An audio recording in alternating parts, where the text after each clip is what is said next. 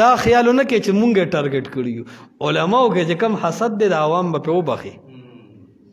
ځان تم کله کله کیمره مخامخ کول پکاري صرف چې کم عالم صرف عوامو ته لګیایي که نه د ده زړه سختیږي د ده د زړه نه د رب یره وځي عالمانو کې هم ډېر لوی حسد دی د عوامو نه ورکې زیات دی شیطان سره وي دا ګناهونه نو غیبت چې کم دی نو په ګوته کې بند و ته وی د دې ګاک شته سړی وي دا د دنیا ښځې چې دي که نه دا غیبت د دې ګاک دی که نه او ښه بیا ورسره په بله ګوته کې قسمونه و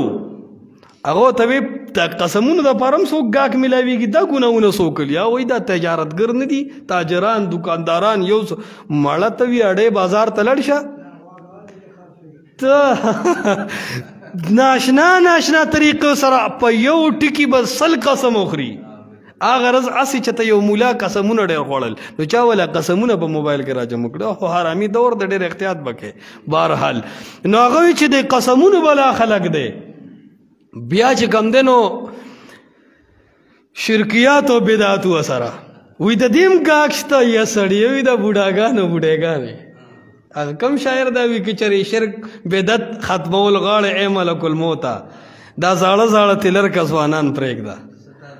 نو خو مطلب دا دی هغه وایي چې د دې هم ډېر لوی ګاک د شرکیات او بدعات هم بلا شي دي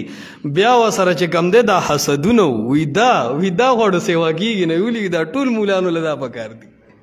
بغض او حسد علماو کې ډېر دی نو الله دې مونږ کې بغض او حسد نه پیدا کوي او چا کې چې د حق مقابله کې بغض او حسد پیدا دی مونږ وایو الله دې د هغې د زړه اصلاح وکړي ځکه والله العظیم زه په دې خبره 100% مطمئن یم د الله په فضل او د رب دربار کې هم دا خبره کولی شم چې مونږ سره د چا هم اختلاف د دوه وجې دي یا به د دې سړي تحقیق کمزوري وي مطالعه به نه وي علم به کم وي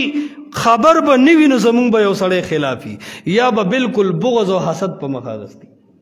ورنه د دلیل په میدان کې زما عام چیلنج دی تمامې دنیا ته چې د ورورولۍ او د امن په ماحول کم در کې د کار مولا دی مونږ سره کېنوی خرچه زما ډوډۍ زما هر څیز زما د الف نه والې تر یا چې د زما په کومه مسله شک وي ته پې ګوتک ده انشاءالله ډومبې دلیل به د قرآن وي دویم به د حدیث او دا ذمہ داری دی مونږ له څوک هم راکړي چې جی مونږ به قرآن او حدیث وایو مونږ سره کېنه مونږ سره هر ټیم کېنو جنگ ته ضرورت نه جګړو ته ضرورت عوام چې خپلې جګړې وکړي نو مولانې روغه کوي که نه کوي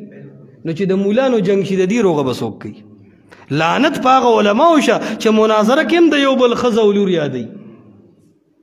په مناظره کې هم د یو بل بېعزتي کوي والله ما خو اهل بدعو ته صاف کرختونه لیږلي دي په دې الله ګواه دی چې کم در کې د کار علما دي او منطقیان او نحویان ورته وایي د امن په ماحول کې زی زما خرچه زما کم در کې د کار مولا دی رامخې ته شه په کم ټکي دي شک وي انشاءالله د قرآن او د حدیث نه به تازه مطمئن کوم